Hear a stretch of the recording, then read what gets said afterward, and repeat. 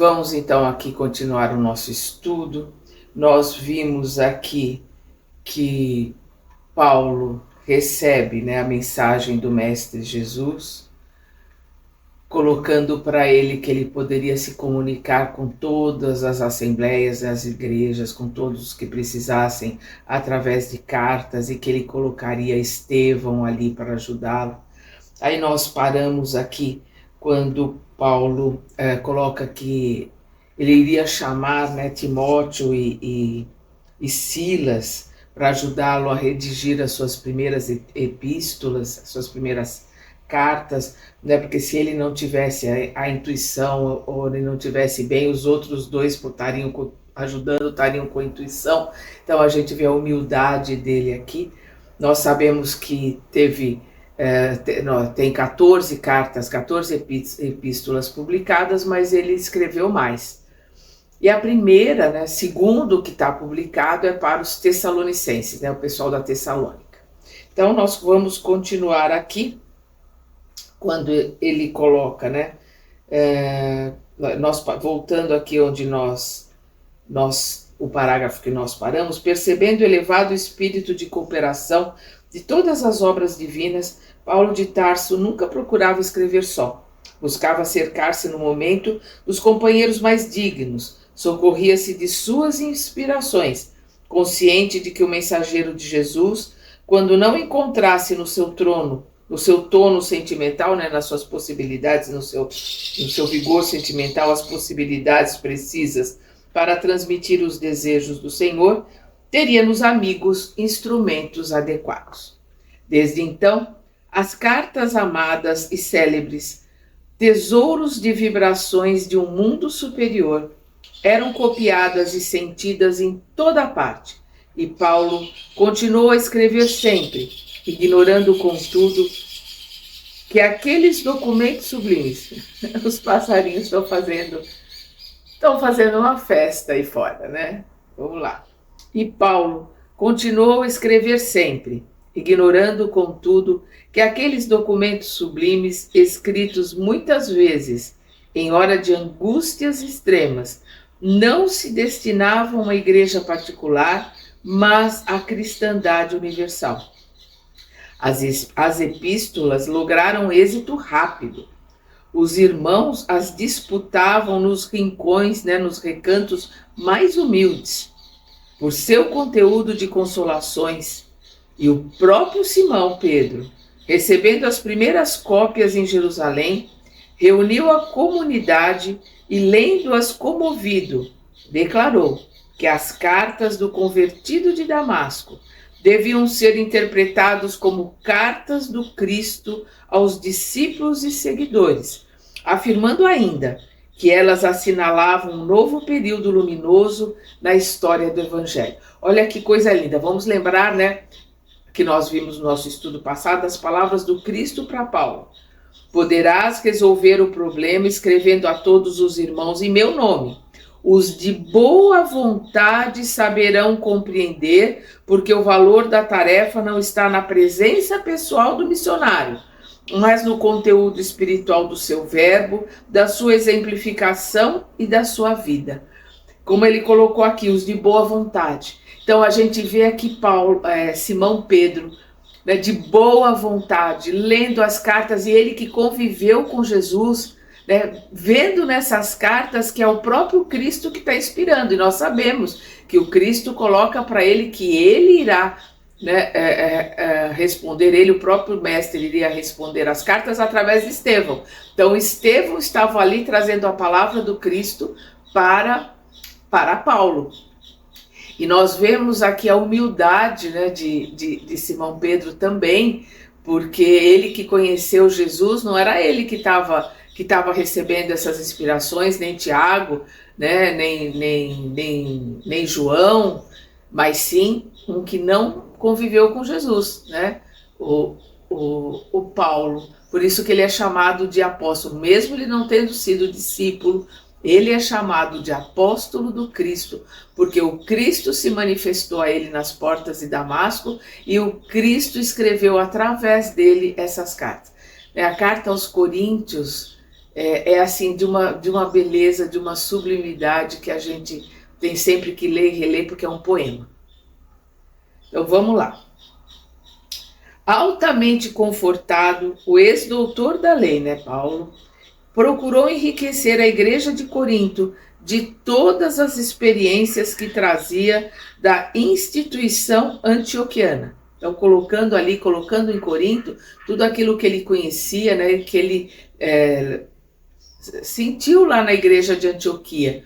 Né, vamos lembrar que lá tinha voz direta, tinha materializações, tinha uma série de manifestações nas reuniões que eles faziam. Então ele estava trabalhando ali em Corinto para que ali também houvesse dessas manifestações mediúnicas. Os cristãos da cidade viviam em um oceano de júbilos indefiníveis. A igreja possuía seu departamento de assistência aos que necessitavam de pão, de vestuário, de remédios. Venerandas velhinhas revezavam-se na tarefa santa de atender aos mais desfavorecidos. Diariamente à noite havia reuniões para comentar uma passagem da vida do Cristo. Em seguida, à pregação central e ao movimento das manifestações de cada um, todos entravam em silêncio, a fim de ponderar o que recebiam do céu por meio do profetismo, né, por meio da mediunidade. Então a gente vê aqui que essas reuniões é o que é colocado para nós no Evangelho no Lar. É feita uma leitura, depois todos comentam, né, sem discussão, sem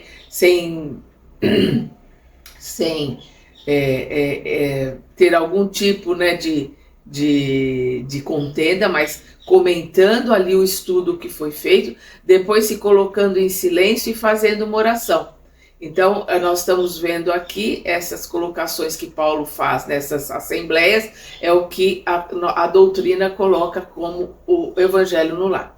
E aqui, a questão do profetismo, a palavra mediunidade foi colocada por Allan Kardec, né, pelo professor Hippolyte Léon Denisard Rivail, né, o Allan Kardec, no século XIX, né? Ela aparece com o Livro dos Espíritos em 1857. Então aqui toda a colocação que é feita é de profetismo. Os profetas são o que hoje nós chamamos de médiuns, né? E a profetização é o que hoje nós colocamos como as cartas ou as mensagens mediúnicas.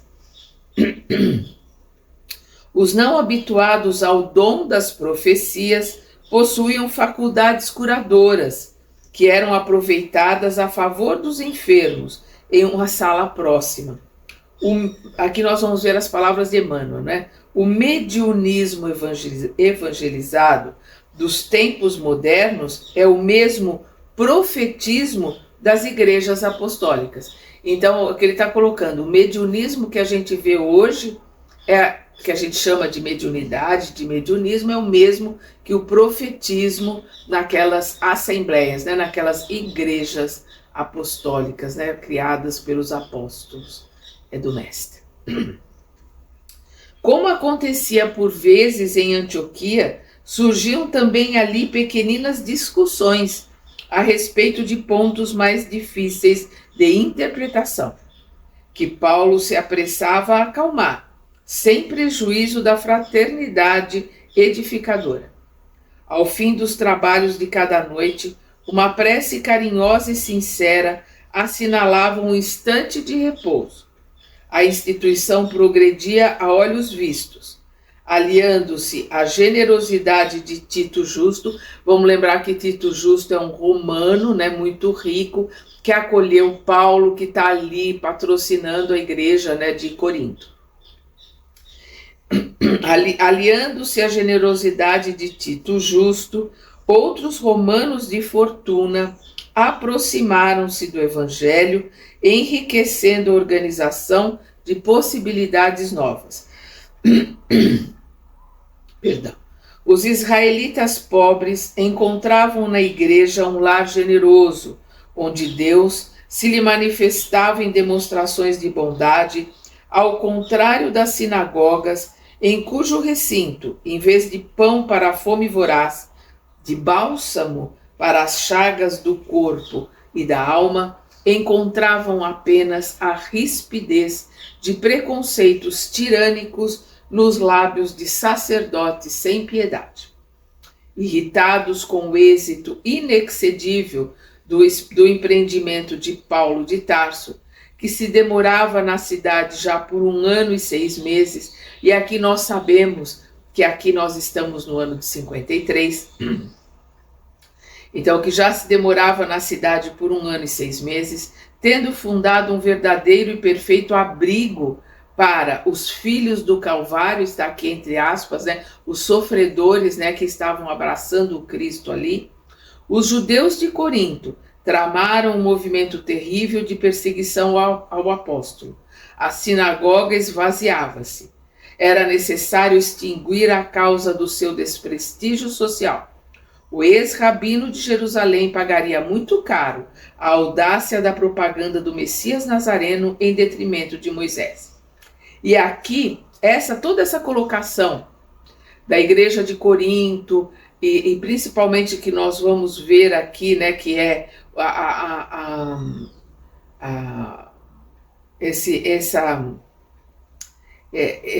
essa intriga, que os judeus vão fazer. Nós vamos ver lá que Sêneca,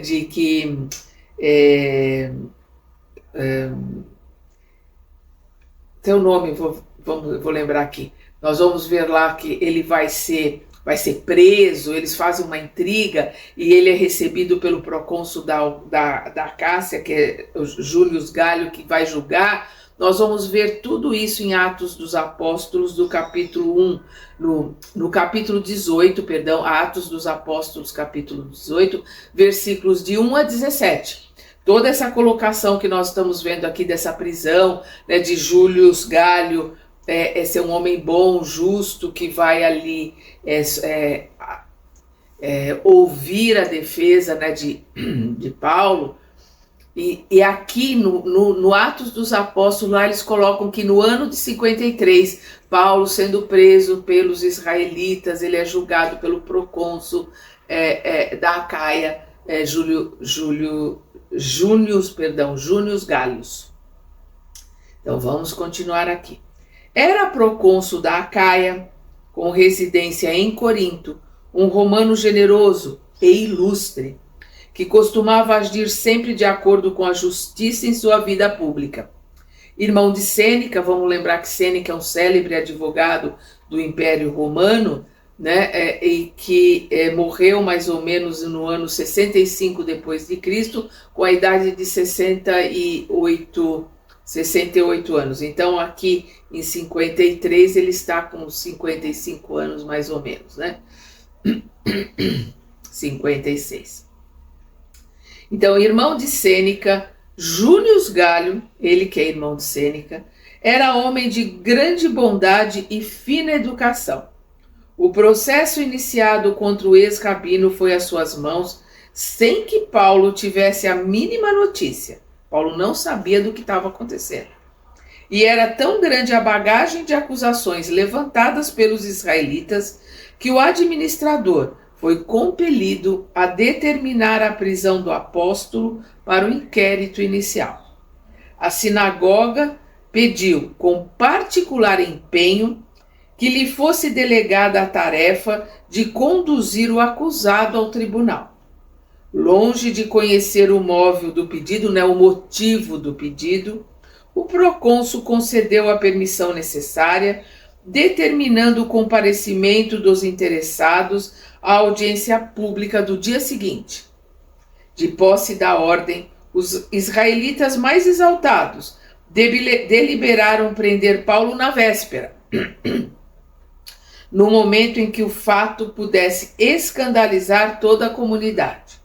À noite, justamente quando o ex-rabino comentava o evangelho, tomado de profundas inspirações, o grupo armado parou à porta, destacando-se alguns judeus mais eminentes que se dirigiam ao interior. Paulo ouviu a voz de prisão com extrema serenidade. Outro tanto, porém, não aconteceu com a assembleia. Houve grande tumulto no recinto. Alguns moços mais exaltados apagaram as tochas, mas o apóstolo, valoroso em apelo solene e comovedor, bradou alto, né? Paulo aqui falando, gritando ali para eles. Nós vimos que eles apagaram as tochas, então ficou todo mundo no escuro. Aí Paulo brada: irmãos, acaso quereis o Cristo sem testemunho? Querem servir ao Cristo sem dar testemunho, sem padecimentos? É isso que Paulo grita para eles. A pergunta ressoou no ambiente, contendo todos os ânimos. Sempre sereno, o ex-rabino ordenou que acendessem as luzes e, estendendo os pulsos para os judeus admirados, disse num acento inesquecível: estou pronto. Um componente do grupo, despeitado com aquela superioridade espiritual, avançou e deu-lhe com os açoites em pleno rosto. Alguns cristãos protestaram, os portadores da ordem de galho revidaram com aspereza, mas o prisioneiro, sem demonstrar a mais leve revolta, clamou em voz mais alta: irmãos, regozijemo-nos em Cristo Jesus.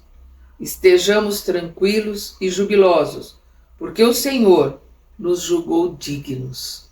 Então ele coloca ali que o Senhor julgou que eles fossem dignos de padecer em nome dele, dignos de testemunhar o Evangelho. Grande serenidade estabeleceu-se então na Assembleia. Várias mulheres soluçavam baixinho. Áquila e a esposa, Prisca, Áquila e a esposa dirigiram ao apóstolo um inovidável, um inesquecível olhar, e a pequena caravana demandou o cárcere, na sombra da noite. Atirado ao fundo de uma enxovia úmida, Paulo foi atado ao tronco do suplício e suportou a flagelação dos 39 açoites. Então estamos vendo aqui de novo o Paulo sendo açoitado, os 39 açoites de novo. Ele próprio estava surpreendido. Sublime paz banhava-lhe o coração de brandos consolos. Não obstante sentir-se sozinho, entre perseguidores cruéis, experimentava nova confiança no Cristo. Nessas disposições, não lhe doíam as vergastadas impiedosas. Debalde, em vão, os verdugos espicaçavam-lhe o espírito ardente com insultos e ironias. Não só dando as chibatadas, mas insultando, ironizando ali a Paulo. Na prova rude e dolorosa, compreendeu alegremente que havia atingido a região de paz divina no mundo interior que Deus concede a seus filhos depois das lutas acerbas e incessantes por eles mantidas na conquista de si mesmo. Então nós estamos vendo aqui, apesar dos açoites, dos insultos de toda aquela situação, ele está sentindo uma paz, ele está numa tranquilidade. Nós vemos que ele está ali sentindo a paz daqueles que estão ligados ao Cristo, daqueles que estão se transformando, daqueles que estão se elevando, se sublimando. Então a gente vê pela primeira vez Paulo aqui entrando em êxtase, Vamos lembrar, no começo do livro a gente vê Estevão, quando ele está sendo apedrejado, e que está ali quase morrendo mesmo, mas ele está em êxtase, ele vê Jesus, ele escuta o coro dos anjos, o coro de vozes de crianças cantando. Então nós estamos vendo aqui Paulo entrando na mesma situação, não passando pelos açoites, mas sim passando por um grande êxtase espiritual. Então vamos continuar aqui. De outras vezes, o amor pela justiça o conduzira a situações apaixonadas, a desejos mal contidos, a polêmicas ríspidas, mas ali, enfrentando os açoites que lhe caíam nos ombros seminus, abrindo sulcos sangrentos. Tinha uma lembrança mais viva do Cristo, a impressão de estar chegando aos seus braços misericordiosos, depois de caminhadas terríveis e ásperas.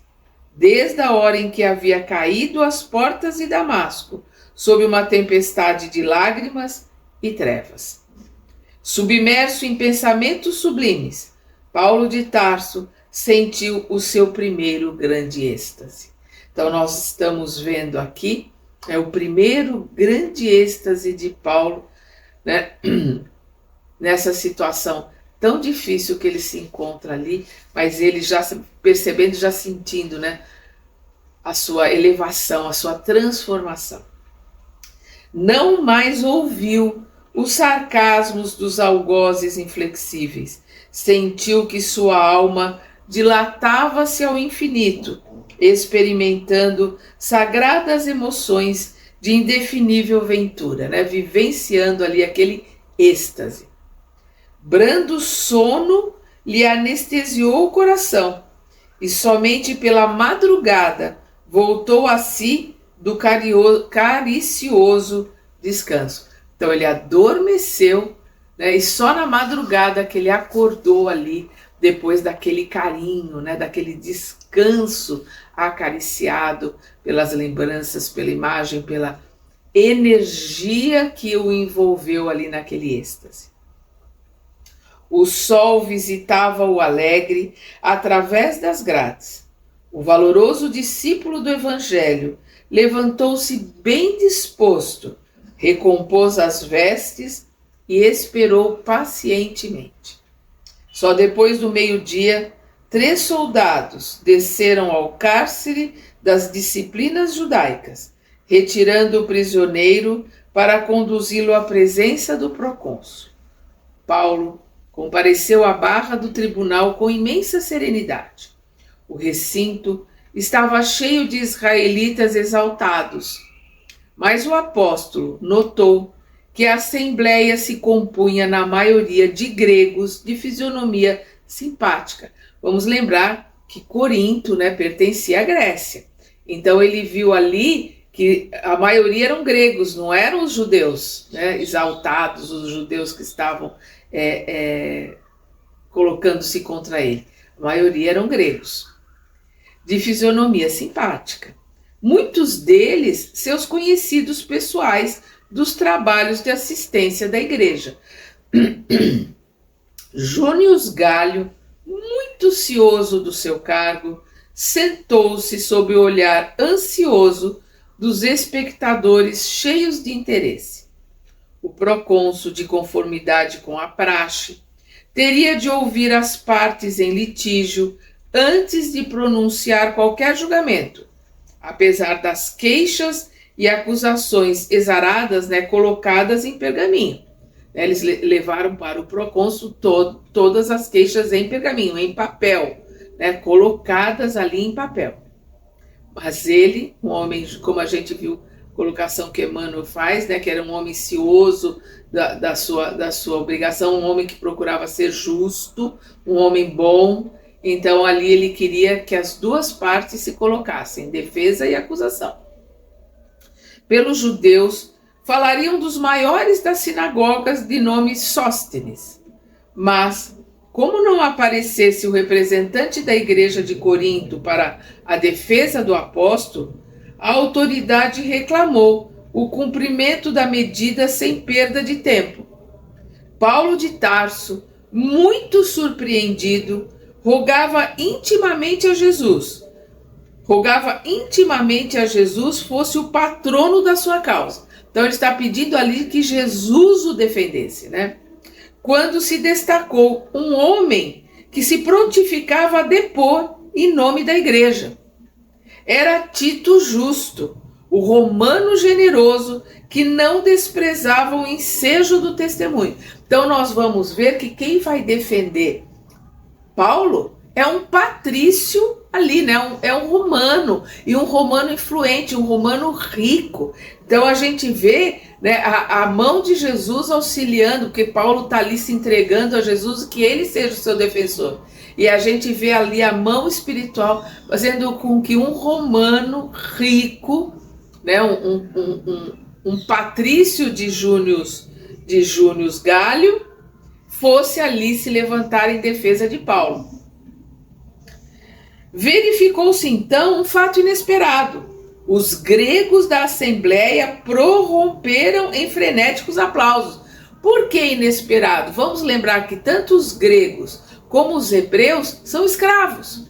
Os romanos dominam as regiões, eles permitem que se mantenham as religiões, né, dessas regiões que eles dominam, mas eles são os dominadores, todos têm que pagar impostos altíssimos como escravos. Então os gregos e os judeus são escravos, né?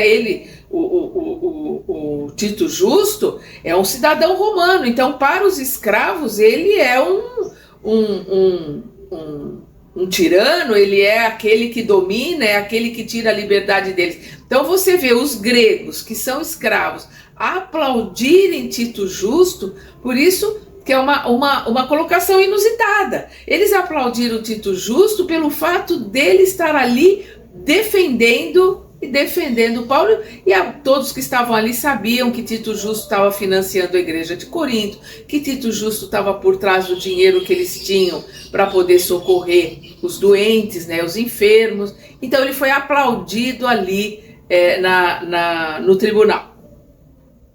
Június Gálio determinou que os acusadores iniciassem as declarações públicas necessárias. Sóstenes entrou a falar com grande aprovação dos judeus presentes. Acusava Paulo de blasfemo, desertor da lei, né, da lei com L maiúsculo, da Torá, feiticeiro. Referiu-se ao seu passado acrimoniosamente, né, desrespeitosamente. Contou que os próprios parentes o haviam abandonado. O procônsul ouviu atento, mas não deixou de manter uma atitude curiosa.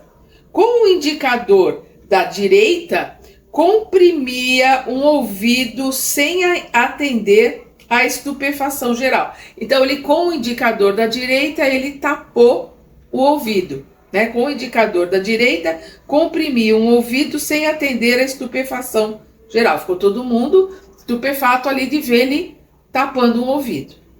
O maioral da sinagoga, no entanto, desconcertava-se com aquele gesto. Terminado o libelo, tanto apaixonado quanto injusto, Sóstenes interrogou o administrador da Acaia relativamente à sua atitude, né, de ter tapado ali um ouvido. Olha a presunção, né, a prepotência, né, do maioral da sinagoga, né, o rabino ali o mestre ali da sinagoga, né, são chamados de mestre, o maioral é sempre chamado de mestre. Então o mestre ali da sinagoga interpelou um procônsul romano, né, senhor ali, eles são escravos, por que ele estava com o dedo no ouvido? Olha a prepotência dele. Então, terminado o libelo tanto apaixonado quanto injusto, Sóstenes interrogou o administrador da Acaia relativamente à sua atitude, que exigia um esclarecimento, a fim de não ser tomada por desconsideração. Gálio, porém, muito calmo, respondeu fazendo humorismo. E vamos ver aqui, né, o que Gálio respondeu, que realmente é risível. Palavras de Gálio. Suponho não estar aqui para dar satisfação dos meus atos pessoais, e sim para atender aos imperativos da justiça. Todavia, em obediência ao código da fraternidade humana, declaro que, a meu ver, todo administrador ou juiz em causa alheia deverá reservar um ouvido para a acusação e outro para a defesa. Olha que senso de humor, né, que o Június Gálio teve. Enquanto os judeus faziam um sobressenho, né, extremamente confundidos, né, enquanto os judeus franziam, né, franziam o sobrancelho, franziam os olhos, né, extremamente confundidos, os coríntios riam gostosamente, né, deram gargalhada dessa colocação de Június Galho. O próprio Paulo achou muita graça na confissão do procônsul, sem poder disfarçar o sorriso bom que lhe iluminou repentinamente a fisionomia. Passado o incidente humorístico, Tito Justo aproximou-se e falou sucintamente da missão do apóstolo. Suas palavras obedeciam a largo sopro de inspiração e beleza espiritual, né? Nós sabemos que ele está sendo intuído, com certeza. Estevão estava ali ao lado, né? Intuindo o Tito Justo para defender Paulo de Tarso. Június Galho, ouvindo a história do convertido de Damasco, dos lados de um compatrício, né? Ele é romano, vamos lembrar, dos lábios de um compatrício, mostrou-se muito impressionado e comovido. Vamos lembrar, ele é um homem bom. De vez em quando, os gregos prorrompiam em exclamações de aplauso e contentamento. Os israelitas compreenderam que perdiam terreno de momento a momento. Ao fim dos trabalhos, o chefe político da Acaia tomou a palavra para concluir que não via crime algum no discípulo do Evangelho. Toda essa passagem, ela se encontra lá no Atos dos Apóstolos, capítulo 18. Tudo isso que nós estamos vendo aqui, lá de uma forma bem resumida, aqui a gente vai vendo tudo o que se passou. Então aqui ele colocou, ao fim dos trabalhos, o chefe político da Acaia tomou a palavra para concluir que não via crime algum no discípulo do Evangelho, que os judeus deviam, antes de qualquer acusação injusta, examinar a obra generosa da Igreja de Corinto, porquanto, na sua opinião, não havia agravo dos princípios israelitas, que a só controvérsia de palavras não justificava violências, concluindo pela frivolidade das acusações e declarando não desejar a função de juiz em assunto daquela natureza. Cada conclusão formulada era ruidosamente aplaudida pelos coríntios. Quando Június Galho declarou que Paulo devia considerar-se em plena liberdade, os aplausos atingiram o delírio. A autoridade recomendou que a retirada se fizesse em ordem, mas os gregos aguardaram a descida de Sóstenes, né, o mestre ali, né, o sacerdote do Sinédrio, e da sinagoga, né, o Sinédrio é lá em Jerusalém, da sinagoga ali dos judeus. Mas os gregos aguardaram a descida de Sóstenes, e quando surgiu a figura solene, né, o Emmanuel coloca aqui do mestre, né, o mestre ali da sinagoga, né, o Sóstenes, atacaram sem piedade, né, começaram a bater, né, espancar ali o Sóstenes.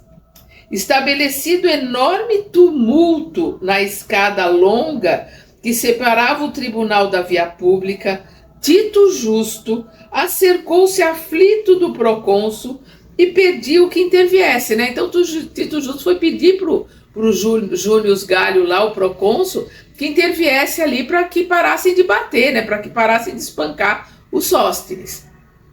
Galho, entretanto, continuando a preparar-se para regressar à casa, dirigiu a Paulo um olhar de simpatia e acrescentou calmamente, palavras de Galho: não nos preocupemos. Os judeus estão muito habituados a esses tumultos.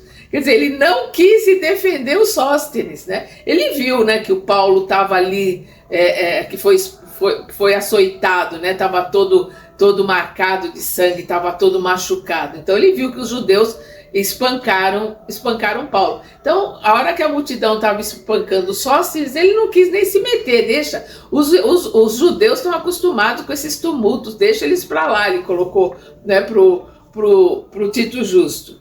Aí o Galho continua aqui.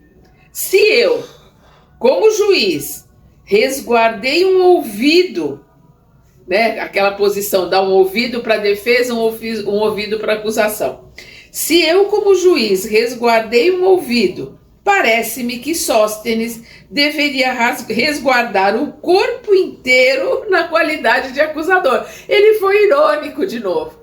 De novo, ele usou do bom humor para colocar aquilo que ele pensa. Então, se ele guardou um ouvido, Sóstenes que tivesse se resguardado o corpo inteiro, né, como acusador.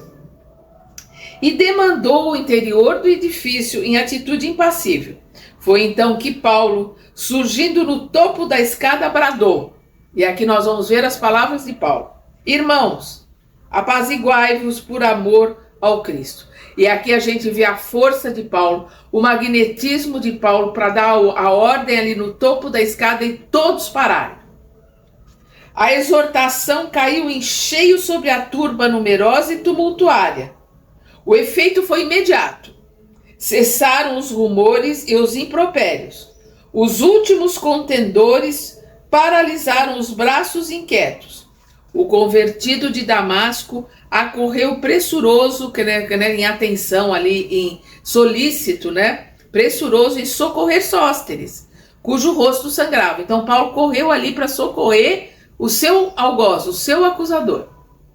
O acusador implacável do dia foi conduzido à sua residência pelos cristãos de Corinto, por atenderem aos apelos de Paulo com extremos cuidados. Então ele foi levado para casa com extremos cuidados pelos discípulos, né? Pelos novos cristãos ali, pelos novos cristãos, os convertidos ali de Paulo, pelos discípulos de Paulo. Grandemente despeitados com o insucesso, os israelitas da cidade maquinaram novas investidas. Mas o apóstolo, reunindo a comunidade do evangelho, declarou que desejava partir para a Ásia, a fim de atender a insistentes chamados de João, né, o João que depois a igreja católica vai chamá-lo de João o Evangelista, né? Aí o João, filho de Zebedeu, irmão do Tiago Maior, que no ano 40 foi martirizado. Então a gente vê Estevão como o primeiro mártir, Tiago Maior como o segundo mártir. Então, a fim de atender a insistentes chamados de João, na fundação definitiva da igreja de Éfeso. E aqui nós vamos ver que Emmanuel coloca uma nota, né? João iniciou suas atividades na igreja mista de Éfeso muito cedo, embora não se desligasse de Jerusalém. Então João, ele era muito novo também, mas ele continuou ligado à igreja de Jerusalém, ali ligado a Simão Pedro, mas ele fundou em Éfeso. Naquela época Éfeso fazia parte da região da Grécia, eles tinham sido dominados pelos romanos, hoje Éfeso faz parte da Turquia. Os coríntios protestaram amistosamente, procurando retê-lo, mas o ex-rabino expôs com firmeza aos cooperadores Mas o ex-rabino expôs com firmeza a conveniência da viagem, contando regressar muito breve. Todos os cooperadores da igreja estavam desolados, principalmente Febe, notável colaboradora do seu esforço apostólico em Corinto. Não conseguiu ocultar as lágrimas do coração. O devotado discípulo de Jesus fez ver que a igreja estava afundada, solicitando apenas a continuidade de atenção e carinho dos companheiros. Não seria justo, a seu ver, enfrentar novamente a ira dos israelitas, parecendo-lhe razoável esperar o concurso do tempo para as realizações necessárias. Dentro de um mês, partiu em demanda de Éfeso, levando consigo Áquila e a esposa, Prisca, que se dispuseram a acompanhar.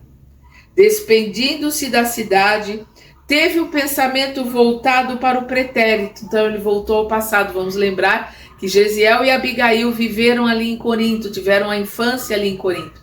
E Abigail, né, contava para eles enquanto eles namoravam lá nos jardins, né, de Jope. Ela contava sobre Corinto e tudo que ela vivenciou lá, né? Então, despedindo-se da cidade, teve o pensamento voltado para o pretérito, para as esperanças de ventura terrestre que os anos haviam absorvido. Visitou os sítios onde Abigail e o irmão haviam brincado na infância. Saturou-se de recordações suaves e inesquecíveis, e no porto de Cencreia, lembrando a partida da noiva,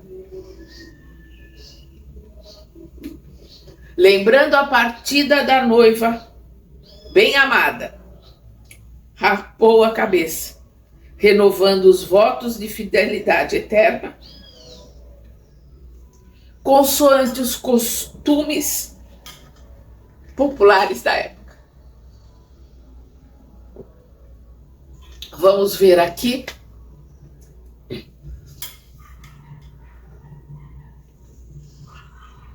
Peço desculpas, né, pela minha emoção. Mas nós estamos vendo aqui Paulo renovando os seus votos com Abigail.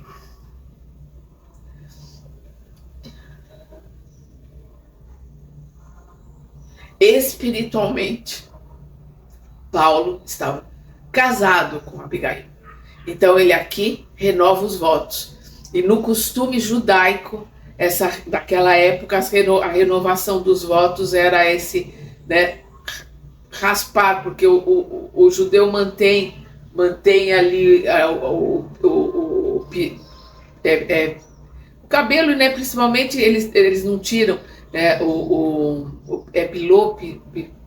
tem um nome que agora me fugiu, que são aqueles cachinhos, né, que os ortodoxos deixam, que na lenda lá de Sansão e Dalila, o que ela corta são esses cachinhos, né, que ele era judeu, mas aí ele raspa a cabeça, né, renovando os seus votos, o seu casamento com Abigail.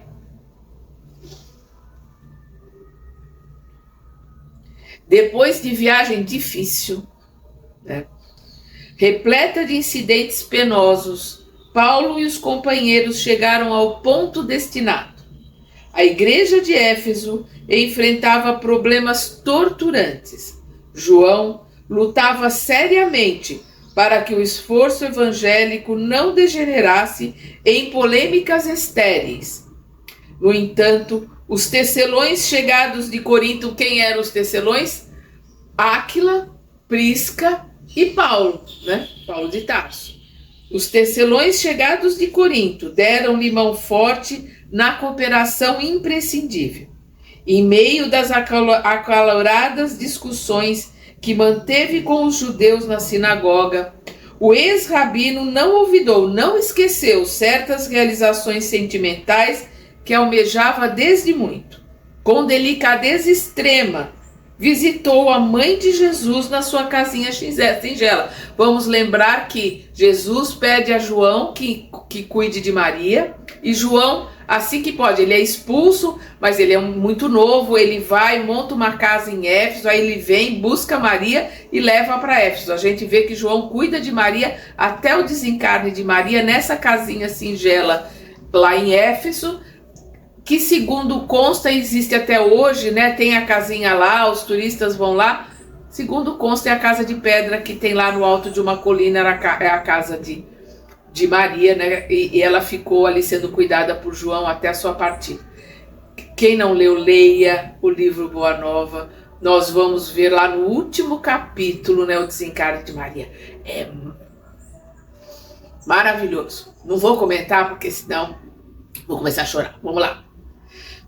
Com delicadeza extrema visitou a mãe de Jesus na sua casinha singela, que dava para o mar. Impressionou-se fortemente com a humildade daquela criatura simples e amorosa, que jamais se assemelhava Perdão, uma figura simples e amorosa, que mais se assemelhava a um anjo vestido de mulher. A gente imagina, né? A doçura, a amorosidade da mãe Maria, Maria de Nazaré. Paulo de Tarso interessou-se pelas suas narrativas cariciosas a respeito da noite do nascimento do Mestre. Gravou no íntimo suas divinas impressões e prometeu voltar na primeira oportunidade a fim de recolher os dados indispensáveis ao Evangelho que pretendia escrever para os cristãos do futuro.